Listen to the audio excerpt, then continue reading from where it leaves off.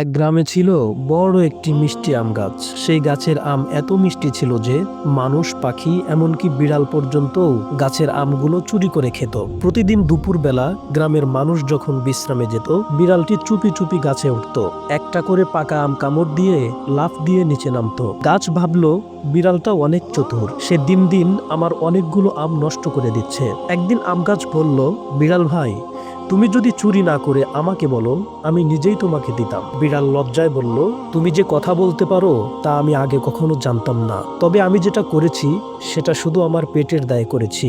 গাছ মুচকি হেসে বলল, তবে আজ থেকে আমি তোমাকে প্রতিদিন একটা করে আম দেব, তবে শর্ত, তুমি আর চুরি করতে পারবে না। সেই থেকে প্রতিদিন বিড়ালটি গাছের নিচে এসে বসে থাকতো, আর গাছ বাতাসের ঝটকায় একটি করে আম প্রতিদিন বিড়ালের সামনে ফেলে দিত।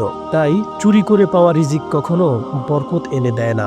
আল্লাহর সৃষ্টি থেকে চেয়ে নিলে আল্লাহ তাকে ফিরিয়ে দেন না।